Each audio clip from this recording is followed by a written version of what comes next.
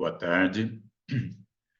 Estamos iniciando a quinta aula sobre programação não linear da disciplina PEF 5710 do Programa de Pós-Graduação em Engenharia Civil da Escola Politécnica da USP.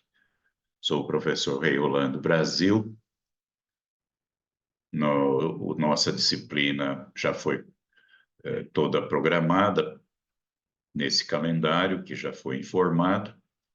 E a bibliografia também comentada, basicamente, os livros publicados por mim e pelo professor Marcelo Araújo da Silva. Quando nós temos um problema de otimização, em que a função objetivo ou as funções e restrições são não lineares, nós chamamos de um problema de programação não linear. Ao contrário da aula passada, em que a função objetivo e as restrições eram lineares e o problema era de programação linear. Nós temos como resolver isso aplicando as ideias matemáticas da nossa segunda aula. Mas vamos passar para os métodos que nos permitem resolver com muito mais eficiência numericamente esse problema de otimização. São de três tipos em geral. O que nós vemos hoje é aqueles baseados em gradientes. Vamos já ver daqui a pouco. Vamos começar com o problema mais simples, que é uma função de uma única variável, um f de x. Um dos processos para achar mínimos de função de uma variável, um dos mais eficientes, é o chamado segmento áureo. Em inglês, Golden Rule, a regra dourada, né? Ela é baseada numa proposição que consta dos elementos de geometria de Euclides de 300 a.C. O Euclides, para construir um pentagrama, propunha que, se vocês tiverem um intervalo, né, reto de valores e queremos dividi-lo de forma que um dos segmentos resultantes esteja em extrema e média razão, nós temos que a proporção entre o segmento menor L1 e o segmento maior L2, essa proporção φ, tem que ser a mesma proporção φ entre o comprimento total L1 mais L2 e o comprimento do segmento maior L1. Fazendo as substituições e fazendo uma pequena álgebra, caímos numa equação de segundo grau em φ, cuja raiz positiva é chamada de razão áurea. O valor de φ, então, é 1 mais raiz de 5 sobre 2, aproximadamente 1,618 e quebrados. Esse valor é conhecido aí desde a antiguidade como a razão dourada, né, áurea, e até divina, né, por algumas propriedades interessantes que aparecem na natureza. Eu proponho que vocês procurem na internet e verifiquem esses fenômenos naturais que obedecem a essa razão. Além disso, na arquitetura também é uma proporção muito utilizada para ter edifícios com um aspecto agradável, digamos assim. Vamos analisar, então, o algoritmo da razão áurea, então. The Golden Rule.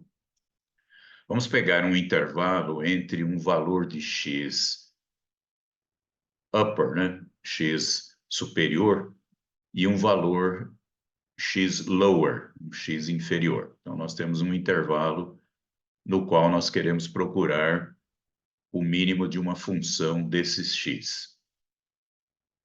Para fazer isso, nós precisamos colocar dois pontos dentro do intervalo. Um desses pontos, x1, é o x upper, né, o x superior, menos um d. e o x2 será o x lower mais um d. Esse d nós vamos escolher como sendo o φ, a razão áurea menos 1, então é 1,618 menos 1 dá 0,618, vezes o intervalo, x1 menos xl. Para poder saber, então, onde pode estar o mínimo da função desses x's, calculamos o valor da função em x1 e em x2. Se o valor em x1 for menor do que o valor em x2, o valor em x1 é o nosso candidato a ser o mínimo, né, no intervalo inicial. E, obviamente, todo o domínio de x à direita de x2, né, ou seja, de x2 até x-upper, pode ser eliminado da procura, né, na próxima etapa, porque ali não está o mínimo, né? O mínimo está o primeiro candidato já é menor do que x2, né? Então, nesse caso, na próxima iteração, vai sobrar um intervalo em que o x2 é o nosso novo xu, né? X-up, e o x-lower continua sendo o x-lower anterior. Esse intervalo é da ordem de 61,8%, da ordem não, é exatamente 61,8% do intervalo inicial. Se o valor da função em x1 for maior que o valor da função em x2, então esse valor em x2 é o atual mínimo do intervalo. E todo o domínio de x à esquerda de x1, portanto, de x lower até x1, pode ser eliminado da busca, porque ele não tem, né, obviamente, o mínimo. Nesse caso, né, o x1 se transforma no novo x lower, né, e o x upper anterior é mantido na nova interação. E, de novo, o novo intervalo é 61,8% do intervalo anterior. Como esses valores de x1 e x2 foram adotados com essa expressão aqui, que depende da razão áurea, é fácil de verificar, vocês podem fazer um desenho para verificar isso, que não é necessário calcular novamente os valores da função em vários dos pontos de interesse, vai ser apenas necessário em um único ponto. Então, nós temos uma economia de cálculo da nossa função, que pode ser uma função complicada e custosa de ser calculada. Por exemplo, se no primeiro caso o valor da função em x1 for menor que o valor da função em x2, na próxima iteração, né, vamos chamar aqui os valores de x nessa nova iteração de x', nós vamos verificar que o x' lower, né, o valor menor aqui no novo intervalo, é o antigo x lower, não há alteração. E o valor da função já conhecemos também. O novo x' upper vai ser o x2 da iteração anterior.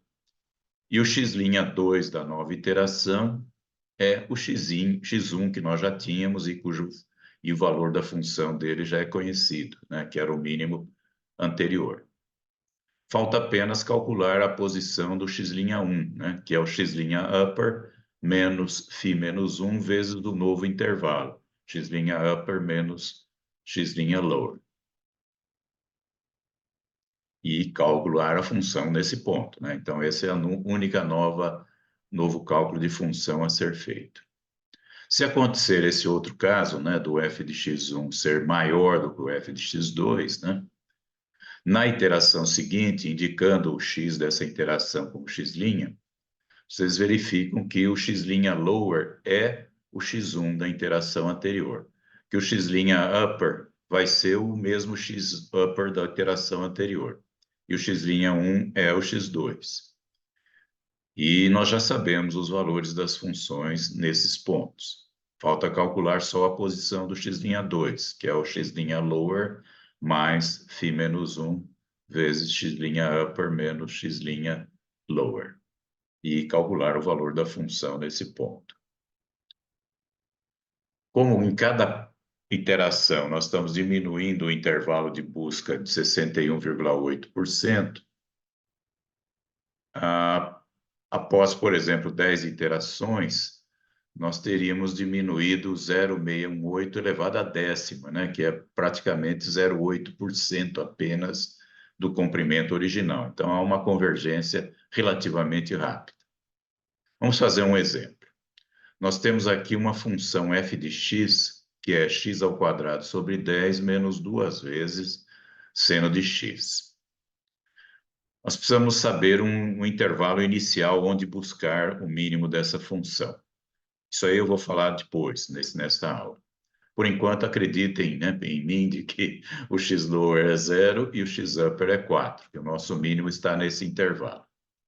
Na primeira interação, o d é φ menos 1, né, 0,618, vezes o intervalo, x-upper 4 menos x-lower 0. E o x1 é o x-upper menos o d, e o x2 é o x-lower mais o d. Vocês estão vendo que o x1 é sempre menor que o x2. E substituímos na função. Então, o valor da função em x1 é menos 1,7 qualquer coisa, e o valor da função em x2 é menos 0,63. Então, vocês estão vendo que o valor da função em x1 é menor, né? É mais negativo do que o valor da função em x2. Então, o nosso mínimo atual é esse que está aqui, é o valor da função em x1. Numa segunda iteração, agora, né, o nosso x-upper vai ser justamente o x2, né, o 2, 4, 7, 2, 1 que está aqui em cima. Então, nosso intervalo diminuiu, é 2, 4, 7, 2, 1 menos 0, que é o x-lower, que continua o mesmo, que é 0, e multiplicado, então, pelo φ menos 1. Com esse d, calculamos x1 e x2. x2 não precisa calcular, né? Já é o anterior. Calculamos as funções. A função f em x2 não precisa ser calculada de novo, né? Porque o x2 continua valendo. E, nesse caso, essa função, o valor da função em x2 é mais negativo do que o valor da função em x1. Então, ele continua sendo o nosso mínimo atual. Continuando o processo, em 10 iterações, a localização do mínimo da função é x igual a 1,4426. E o valor da função nesse ponto é menos 1,7757. Então, essa rotina vocês podem transformar num algoritmo a ser implementado em outros algoritmos mais complicados, quando a gente conseguir transformar em um problema mais complexo num problema de minimização de uma função de uma única variável, que é o que nós vamos ver agora.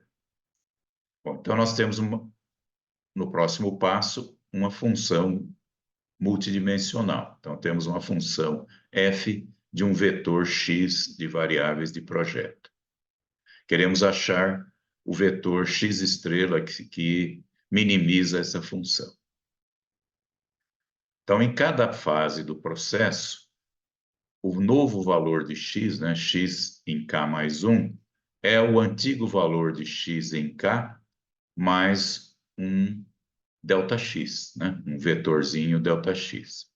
E esse vetorzinho ΔX é uma direção d, calculada em k, né, multiplicada por um número que vai dizer qual é o comprimento que eu tenho que quanto que eu tenho que andar nessa direção para calcular o ΔX. Então, esse d em k é a direção desejada, né? Que a gente tem que andar para tentar se aproximar do mínimo. E o ∝k é o tamanho do passo nessa direção. Então, o algoritmo agora fica assim. Estimar num projeto inicial x0 e colocar um k igual a 0. Computar, né, agora já estamos num passo genérico, né, k. Computar a direção dk no ponto xk. Aí nós já vamos ver já como é que calcula o dk.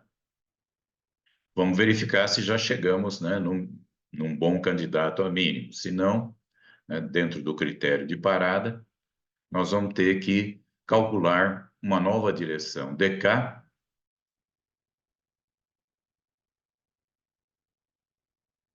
e com um passo positivo alfa-k, para poder, então, achar o xk mais 1. Então, xk mais 1 é o x em k mais esse ΔX.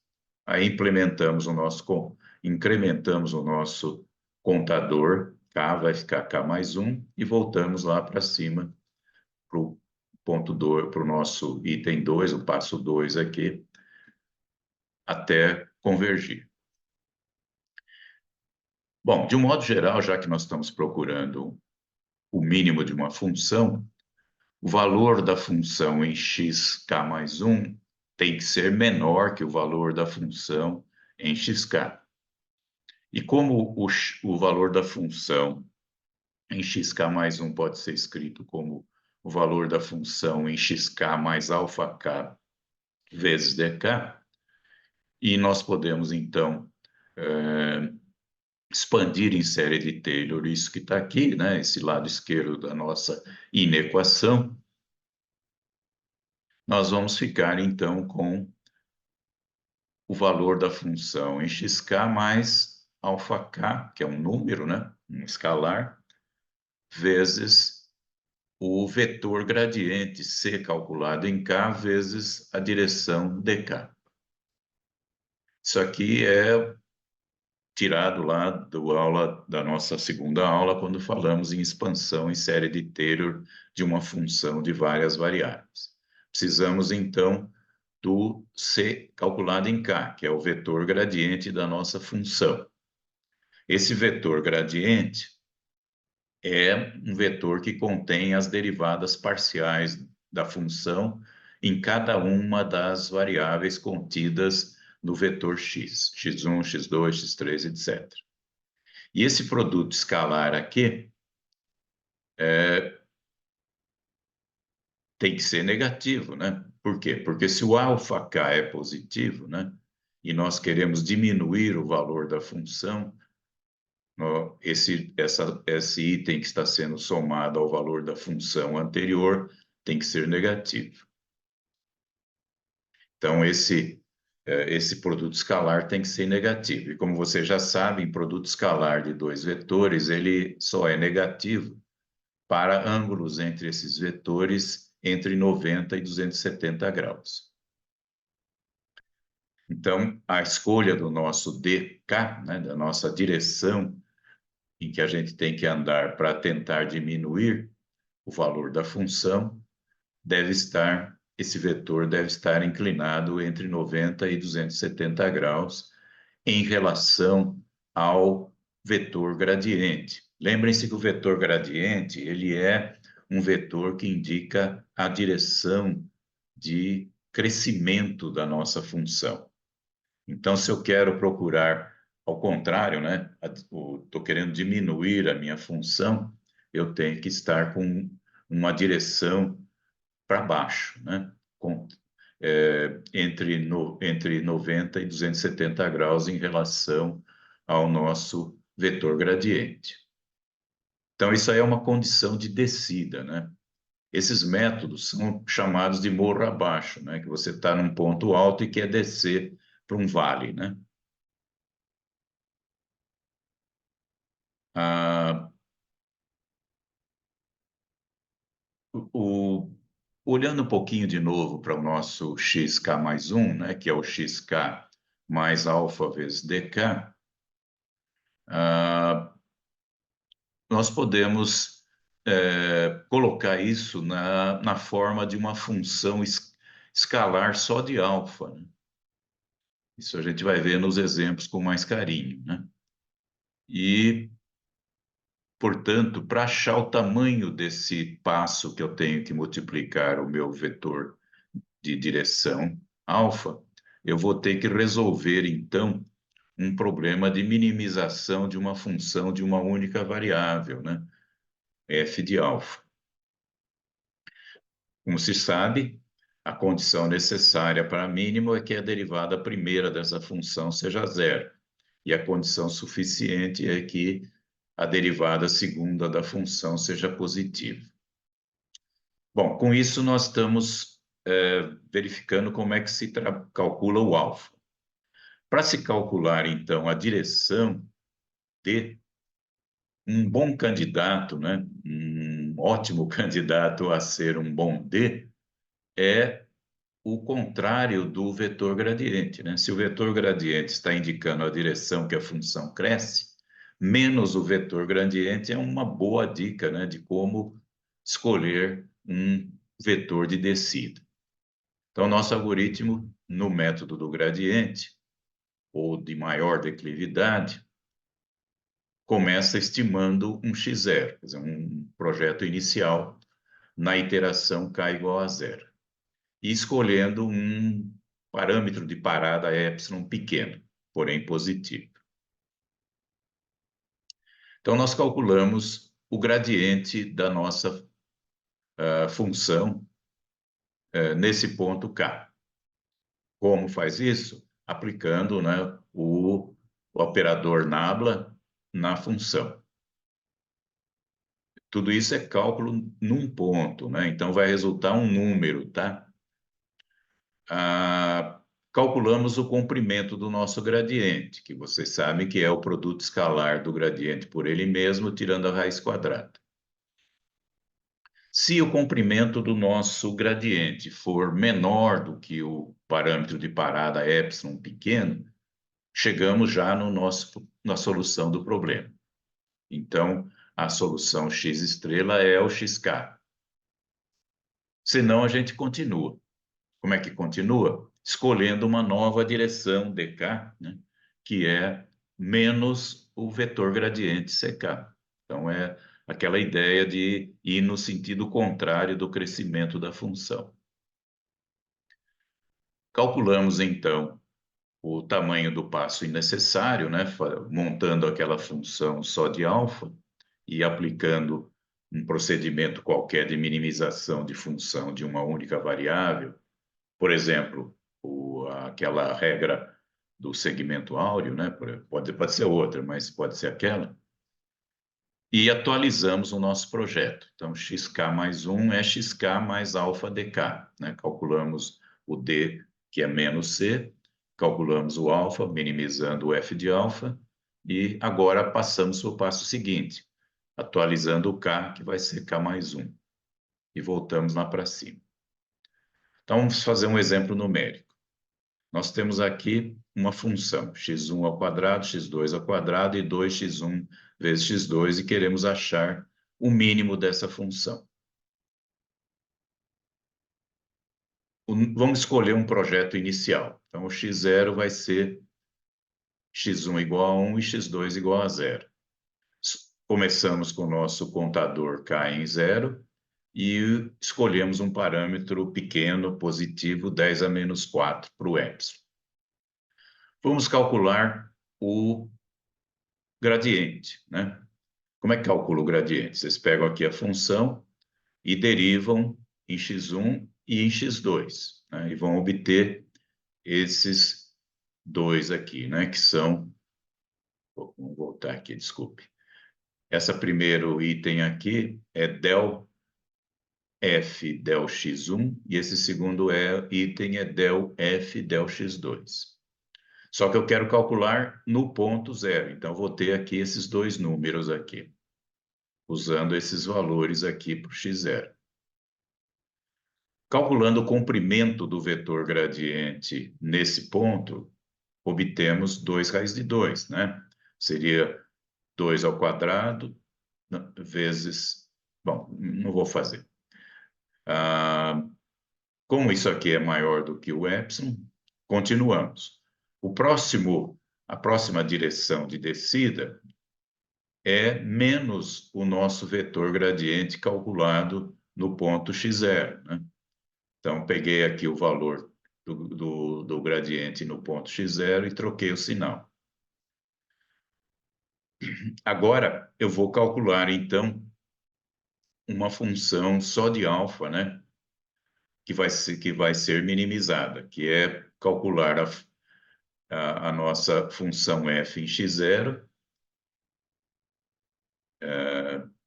e que é um número, isso aqui é um número, mais alfa vezes o valor de d0 com o valor de x0. É um número de novo, né? Isso aqui é um número. É isso que está aqui em cima.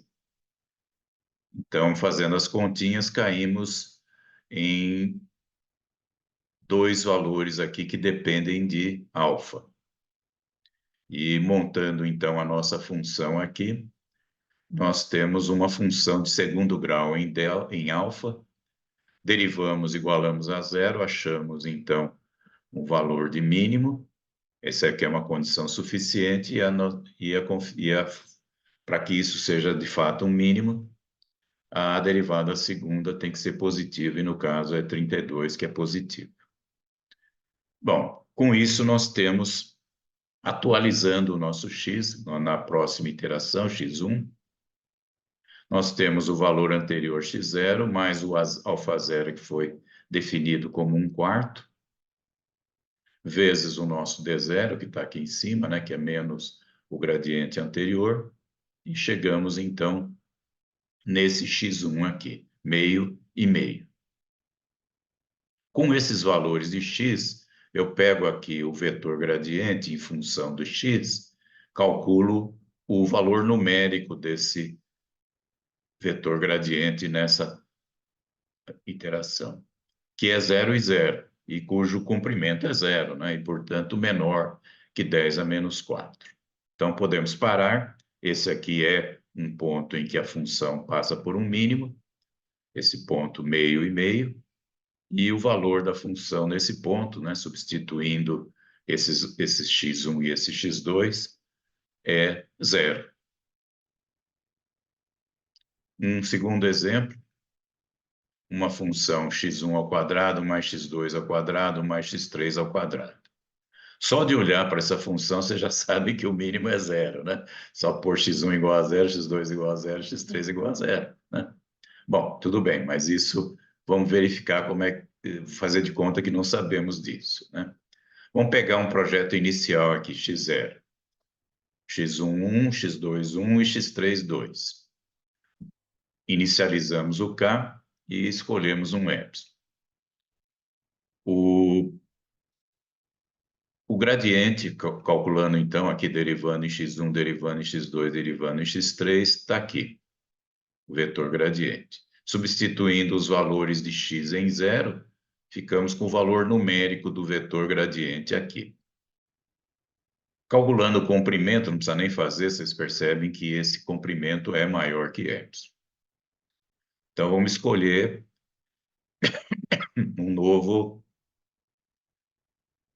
uma nova direção de descida, como sendo menos o gradiente, o vetor gradiente calculado em 0.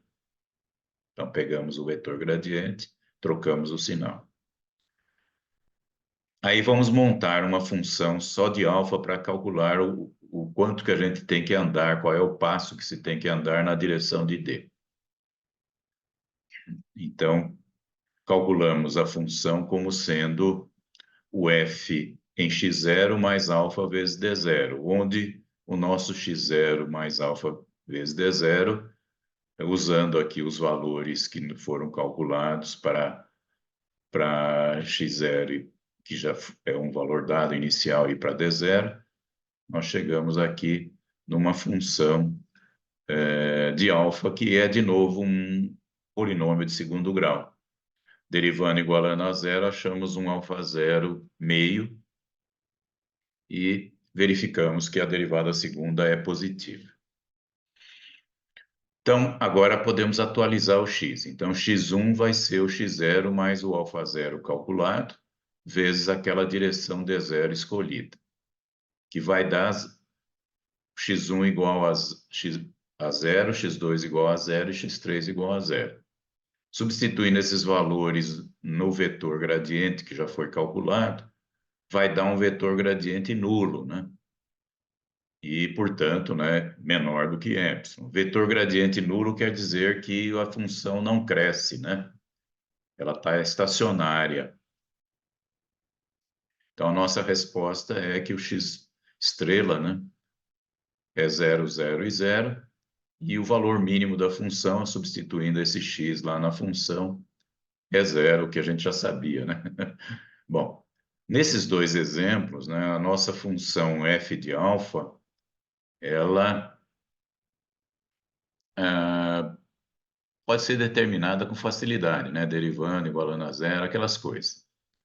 Em casos mais complexos, a gente pode ter necessidade de aplicar um método numérico de busca, né? Tal como, por exemplo, o segmento áureo, ou então a busca de Armijo, que a gente vai ver daqui a pouquinho. Bom, esse método gradiente, ele aparentemente é uma solução genial, né? Porque a gente está calculando em cada passo uma direção que é contrária ao gradiente, mas na verdade, né, o que nós estamos fazendo em cada passo é andando em vetores perpendiculares entre si. Então, é um zigue-zague que converge, né, para um ponto, mas que converge devagar. Então, existem alternativas. Uma delas é o processo chamado dos gradientes conjugados, né? Como é que isso é feito, né? O algoritmo é esse que está aqui. Num primeiro passo, eu escolho o x0, faço a inicialização do k e adoto o nosso parâmetro de convergência. Vou calcular, num primeiro passo, uma direção de descida que é, como no outro procedimento, menos o nosso vetor gradiente calculado nesse ponto inicial x0. E verificamos o critério de parar. Se já parou, tudo bem, né? Vamos em frente. Se não, vamos continuar, né? Uh, a proposta aqui é, em vez de, em cada passo, em vez de calcular o gradiente naquele passo, o vetor gradiente, aliás, vamos calcular de qualquer jeito, mas em vez de usá-lo como o vetor de descida d, nós vamos adotar um d que é menos o vetor gradiente calculado nesse ponto k, mais um coeficiente beta-k, vezes o d do passo anterior, onde esse beta-k é o quadrado da razão entre o comprimento do vetor gradiente no passo k e o comprimento do vetor gradiente no passo anterior k-1. Parece que é muito trabalho, parece que é muito mais complicado, mas na verdade esse procedimento converge muito rapidamente, né? E aqui só falta então calcular o alfa, né? O quanto que eu tenho de andar nessa direção D, usando lá o segmento áureo ou qualquer outro método, e atualizar o nosso x, né? X em k mais 1 vai ser o xk mais alfa vezes dk. Atualizar o contador e voltar lá para cima. Então, esse procedimento é mais eficiente do que o gradiente puro, né? Aqui tem uma função que eu estou propondo que vocês apliquem os gradientes conjugados para verificar que ele realmente é mais eficiente, né? E aqui tem uma estimativa inicial para o nosso x.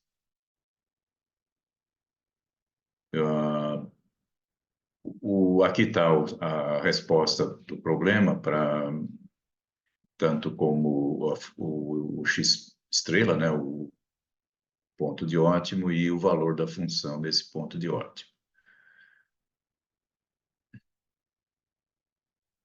Bom, então, o que falta a gente estudar aqui, né? Falta ver se existe algum outro procedimento, ou quais são os procedimentos para determinar aquele passo alfa na direção de D. Então, para resolver isso, a gente tem que minimizar uma função f de alfa, como nós vimos, né? A ideia geral é primeiro definir uma região dentro do qual esse mínimo deve estar, né? Então, tem sempre dois passos. Um primeiro passo que é definir uma região dentro do qual a gente vai procurar o mínimo, e um segundo passo que vai ser um método qualquer que nós vamos usar. Então, por exemplo, o procedimento do segmento áureo, né, o Golden Rule, que nós já vimos, ele tem que primeiro ter um procedimento para definirmos, né, quem é o X-upper e quem é o X-lower, né? Como é que isso é feito, né? A gente primeiro adota um número pequeno delta e calculamos valores de função em alfa Q, né?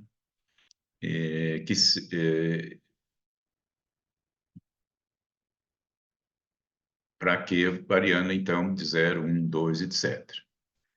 Então, se a função calculada em alfa Q1 for menor que a função calculada em alfa Q2 e também a função calculada em alfa Q menos 1 for menor que a função calculada em alfa Q,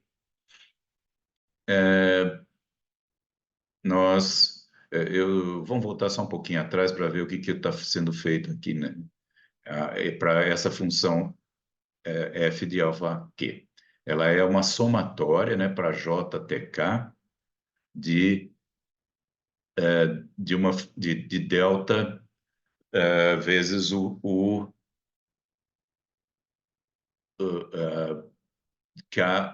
φ, né, aquele nossa função áurea, né, aquele razão áurea, né, elevado a J. Então, se essa condição aqui for atendida, o mínimo estará entre alfa Q2 e alfa Q. Então, esses aqui vão ser os limites superior e inferior da fase seguinte, né? A fase seguinte é o próprio algoritmo, né, do Golden Rule, que a gente já conhece. Esse procedimento, ele é exato, né, mas é trabalhoso também e pode ser custoso computacionalmente.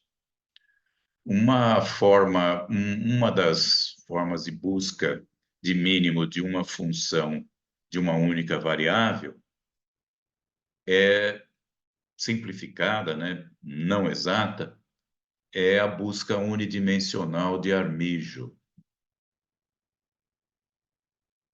Que a gente faz? A gente sabe que a nossa função de alfa pode ser não linear, em geral é não linear. Vocês viram naqueles exemplos que eram polinômios de segundo grau. Mas a gente vai substituir por uma função linear de alfa, um Q de alfa, que é a função calculada em alfa mais alfa vezes um ρ vezes a derivada da função calculada em zero, né? Onde esse ρ isso aqui tudo é coisa que foi descoberta por experiência numérica, tá? Não tem nada de científico aqui. Então, esse ρ está entre 0 e 1, né? As publicações, em geral, indicam um ρ da ordem de 0,2. E aí a gente adota um valor inicial arbitrário para esse alfa, né? Então, nós vamos calcular um f de alfa que seja menor do que essa função linear que calculada em alfa. Então, isso aqui é a condição, né, para diminuição. E para garantir que esse nosso alfa não é muito pequeno, a gente seleciona um número eta maior do que 1, geralmente eta igual a 2, né? De novo, é indicação da literatura, né? E esse alfa é considerado, então, como não tão pequeno se a função de alfa vezes eta seja maior do que a função Q, a função linear, né? Q, calculada em eta vezes alfa. Veja que a gente está brincando com duas funções, né? Aquela função de alfa que a gente quer achar o mínimo e uma função linear né, que, que nós construímos e que é mais fácil de ser trabalhada.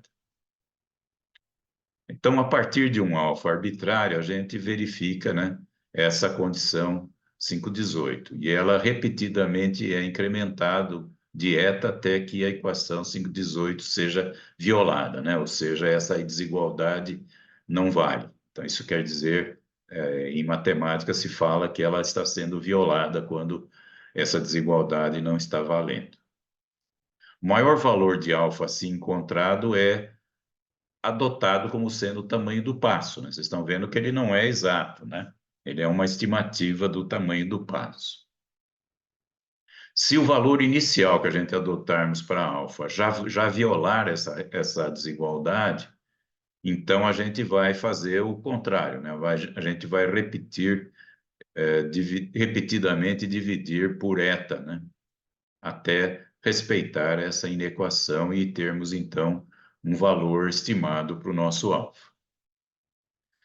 Então, esse procedimento que parece encrencado, né, parece difícil, na verdade é bem simples de ser implementado, né? E para vocês entenderem melhor isso, é interessante fazer um desenho, né? Vocês fazem um desenho que mostre uma função f de alfa curva, né? E a função linear q de alfa que nós estamos adotando.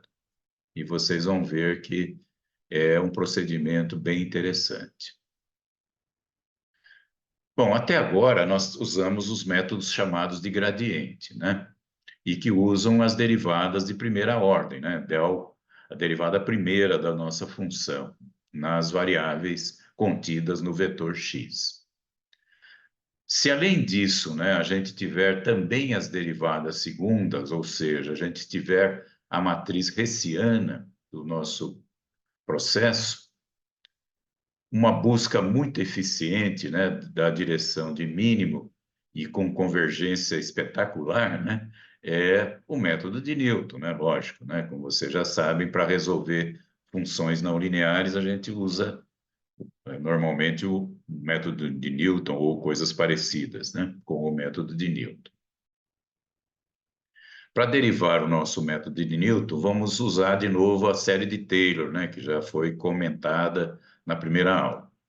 Então, se eu quero o valor da minha função em x mais delta x, então eu conheço o valor da função em x, eu pego o vetor gradiente transposto, né, vezes o delta x, isso aqui é um produto escalar, né, e eu pego aqui o produto da matriz hessiana calculada em x vezes delta x, produto escalar com delta x. Então, eu estou cortando a minha função na minha série de Taylor no segundo termo.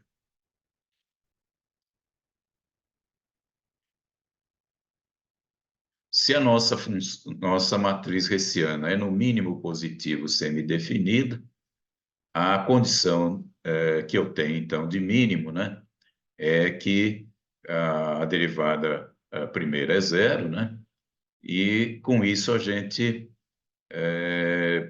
chega a essa expressão que está aqui, né, que calcula o delta x.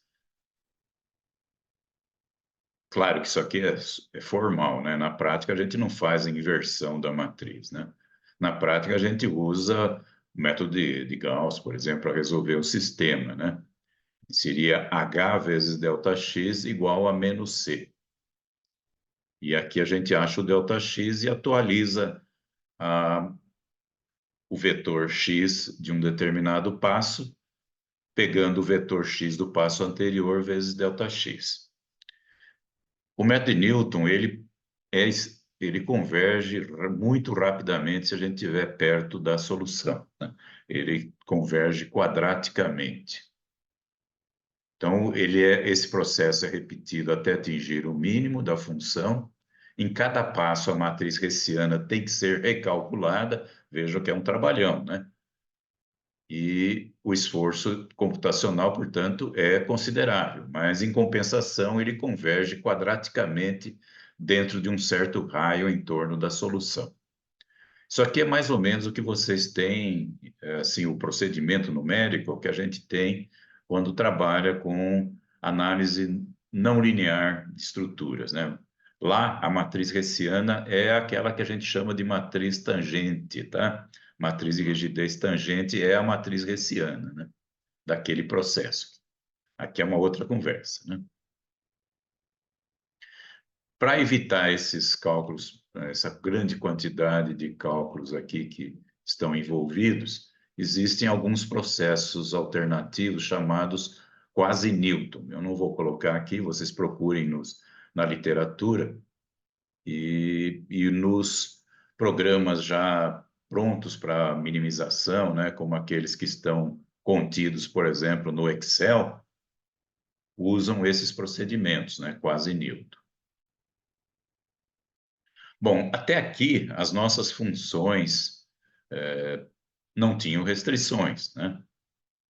Mas na prática a gente sempre tem restrições, né? E para isso a gente tem que fazer aquilo que vocês já sabem, né? Que é transformar um problema com restrições em um problema sem restrições, né? Como se faz? Nós vimos na segunda aula, né? Montando a função lagrangiana, né?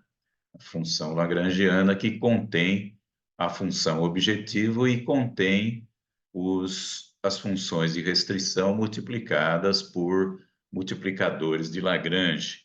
E aquelas funções de restrição de desigualdade transformadas em função em restrições de igualdade com aquelas variáveis de folga, slack variables. Tudo aquilo vale aqui, né? Mas existem processos ainda mais eficientes, né? Um deles é o chamado Lagrangiano aumentado, né? E, ele tem aqui eu resumi alguma coisa, mas eu acho que não dá para entender com esse resumo. Eu mesmo acho que não dá para entender com esse resumo. Então, eu sugiro que vocês procurem o capítulo sobre o Lagrangiano aumentado nesse livro aqui, né?